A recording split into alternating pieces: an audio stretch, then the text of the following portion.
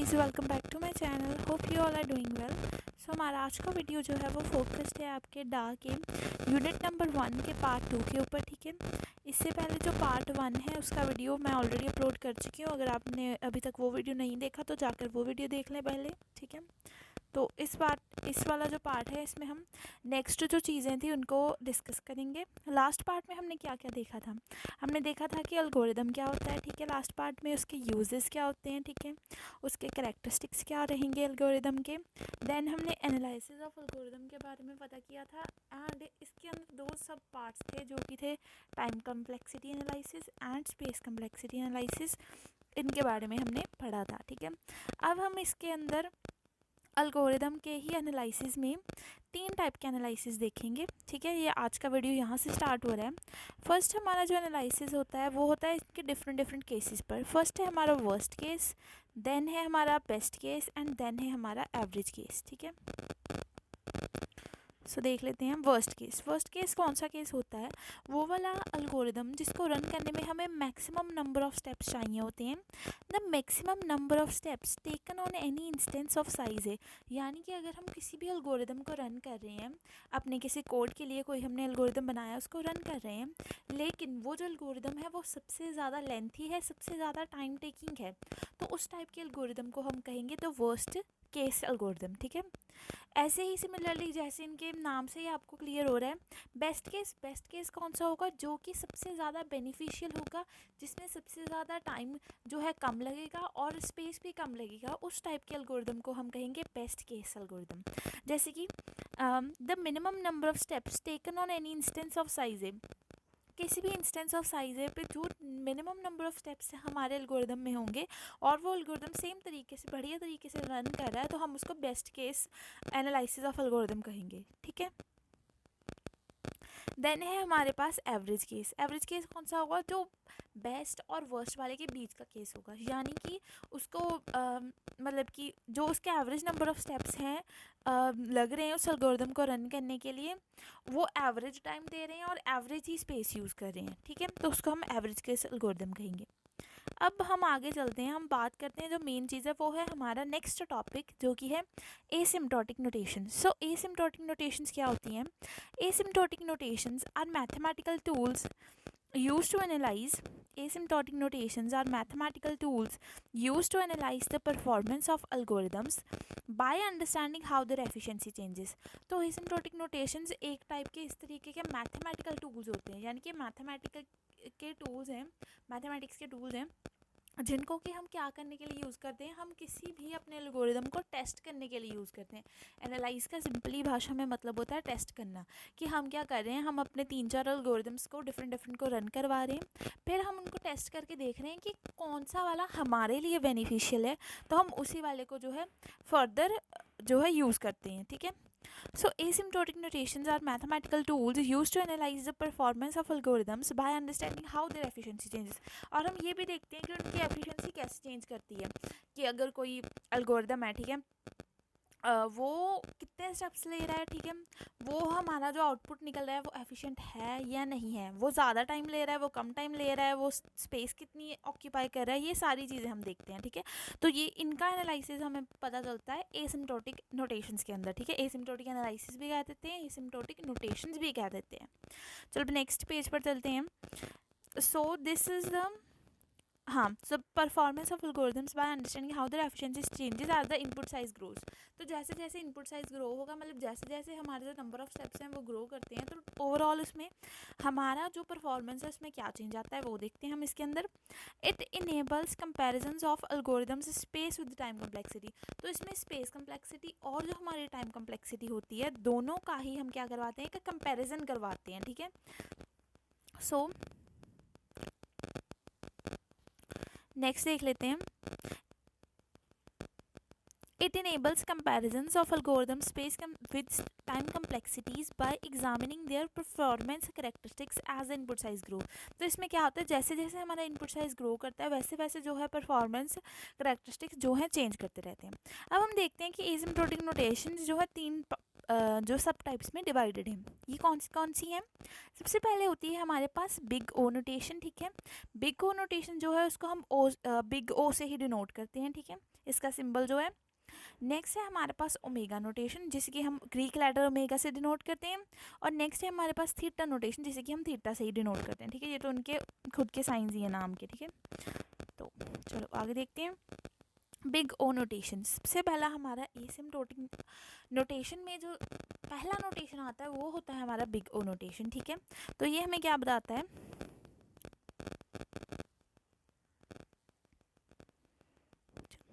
Big O notation represents the upper bound of the running time of an algorithm. जो big O notation होता है वो हमें किसी भी रनिंग टाइम ऑफ एल्गोरिदम का अपर बाउंड बताता है, यानी कि जो ऊपर तक कितना हमारा ग्राफ जाएगा उसका जो ये अपर पॉइंट है ना, ये अपर बाउंड है, ये हमें पता चलता है बिग ओ नोटेशन के अंदर, ठीक है। और इसी से हमें क्या पता चलती है, उसकी worst case complexity. Big O notation tells us the worst case complexity of any algorithm, ठीक है। और सिंपली बिग ओ नोटेशन कब होता है, जब हम वर्स्ट केस वाले एल्गोरिदम को जो है यूज़ कर रहे होते हैं, ठीक है। तो अब देखते हैं नेक्स्ट में, it returns the highest possible output, it returns the highest possible output value big O for a given output.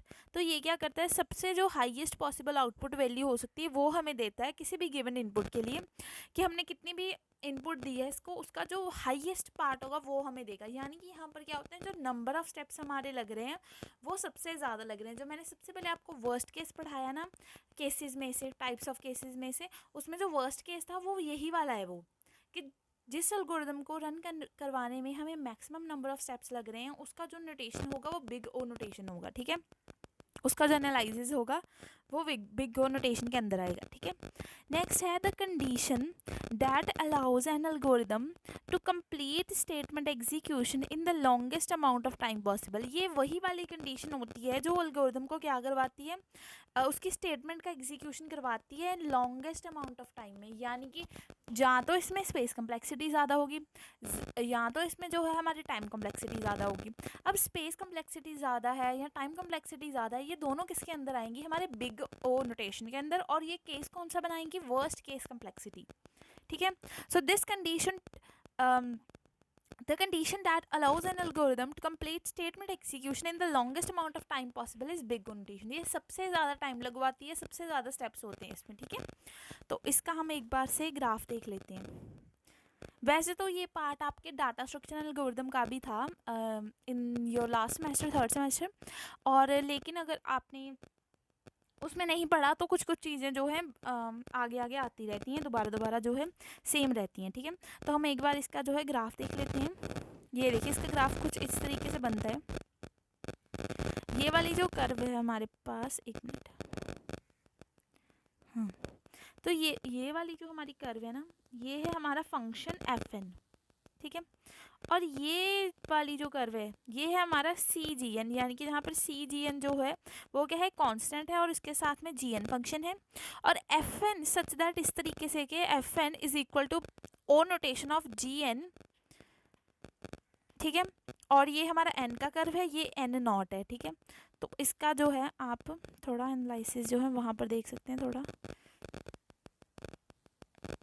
एक मिनट, हाँ। तो अब यहाँ से हमें पता चलेगा कि किस किस का क्या क्या रोल क्या है।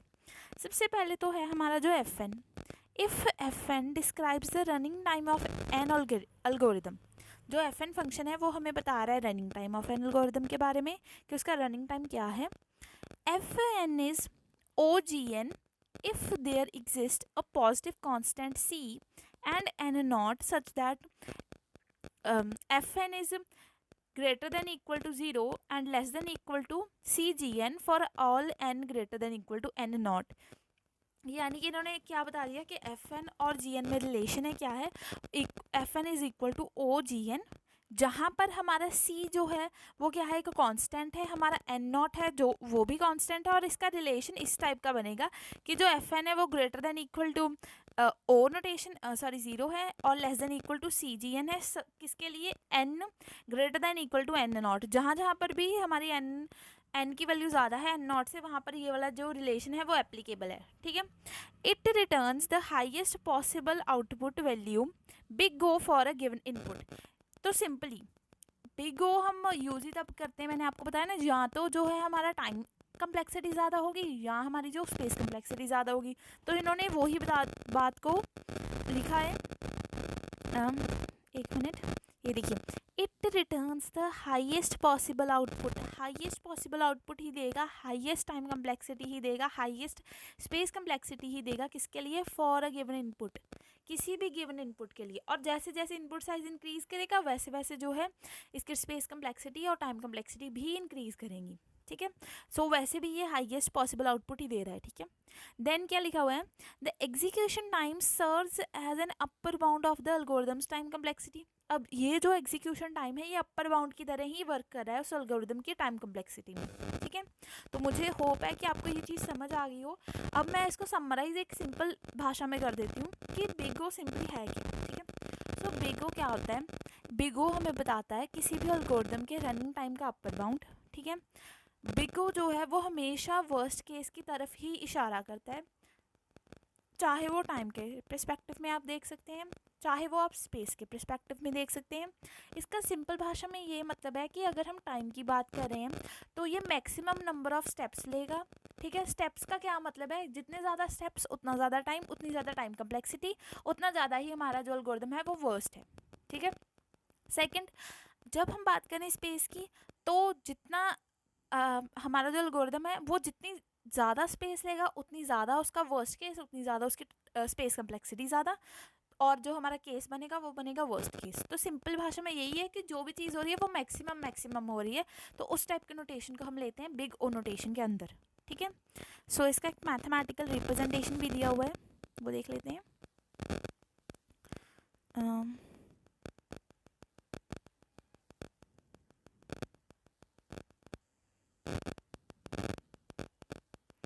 सो मैथमेटिकल रिप्रेजेंटेशन क्या कह रहा है ऑफ बिग ओ नोटेशन?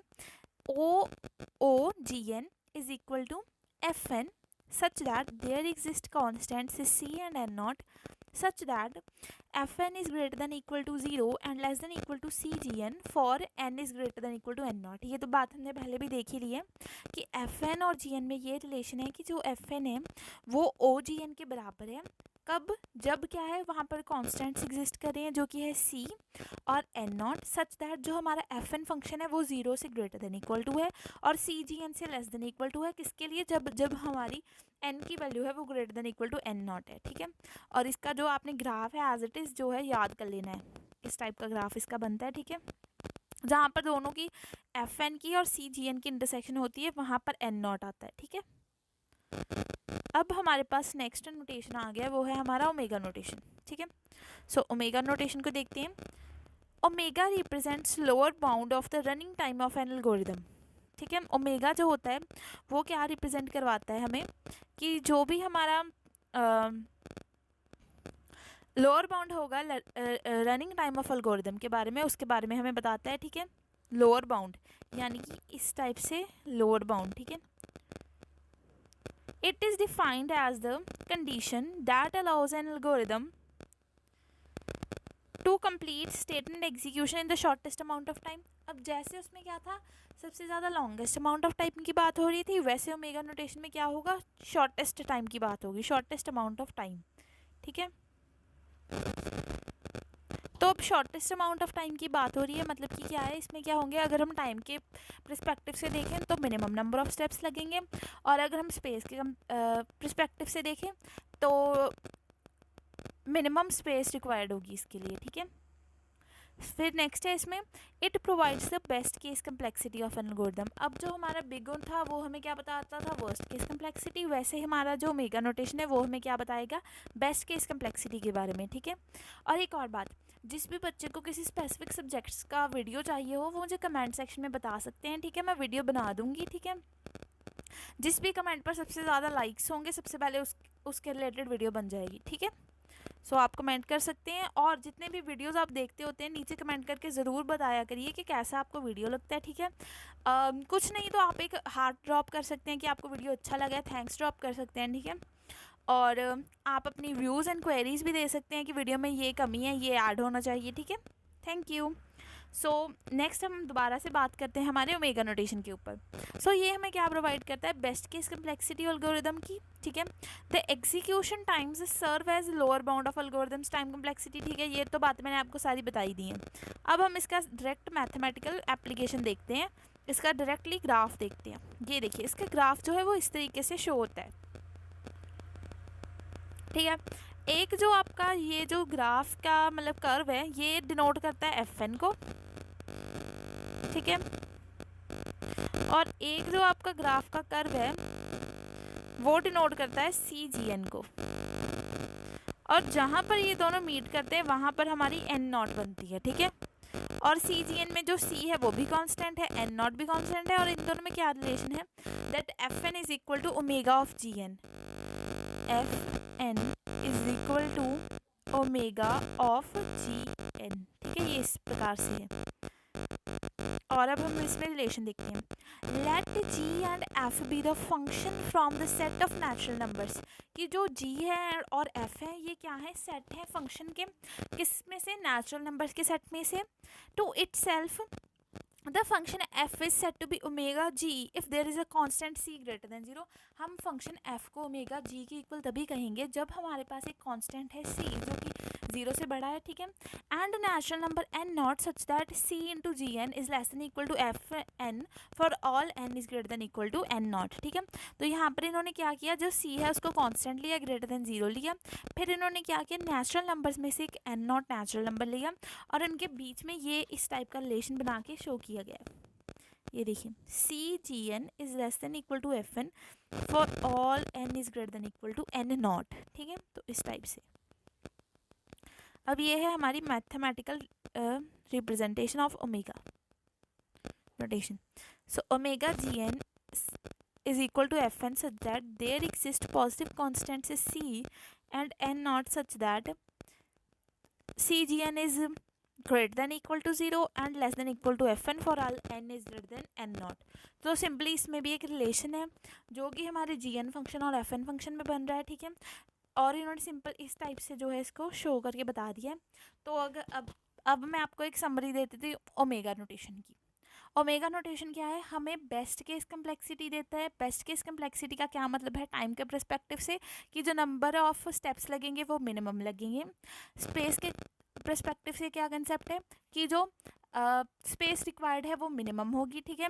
तो इससे क्या बनेगी, आपकी बेस्ट केस कम्प्लेक्सिटी बनेगी, यानी कि जो हमारा एल्गोरिदम होगा वो थोड़े स्टेप्स में, थोड़ी स्पेस में ही सबसे बढ़िया काम करेगा, सबसे जल्दी उसका आउटपुट आ जाएगा। जैसे जैसे इनपुट साइज ग्रो करेगा वैसे वैसे जो है हमें जो उसकी कम्प्लेक्सिटी है वो हमेशा बेस्ट केस कम्प्लेक्सिटी ही मिलेगी, ठीक है।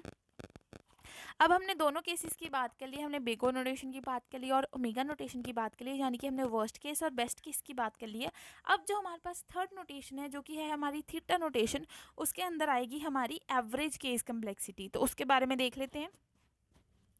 अगर आपको इस नोट्स का पीडीएफ चाहिए तो आप मुझे टेलीग्राम पर मैसेज कर सकते हैं या आप मेरे टेलीग्राम चैनल को ज्वाइन कर सकते हैं डायरेक्टली, ठीक है। लिंक मैं डिस्क्रिप्शन बॉक्स में दे दूँगी और आप मुझे इंस्टाग्राम पर भी ज्वाइन कर सकते हैं। सब हम थीटा नोटेशन के बारे में देख लेते हैं डीपली। है क्या theta notation?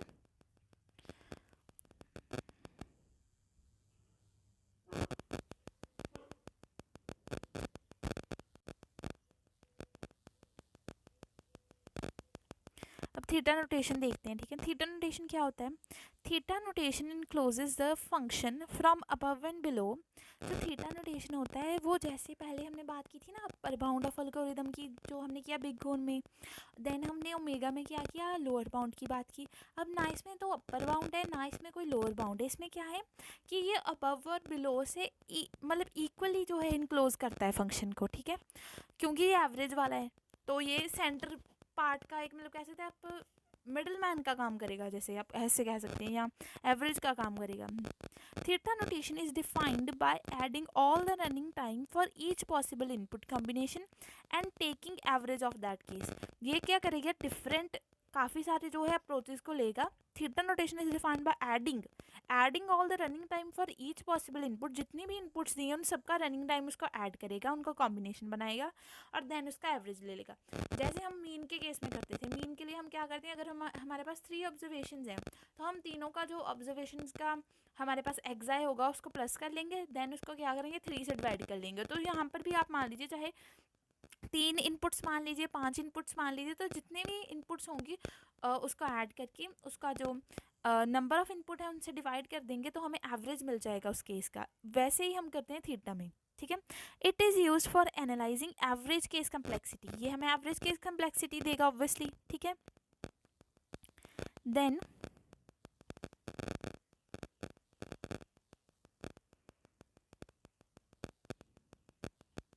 let g and f be the function from the set of natural numbers to itself।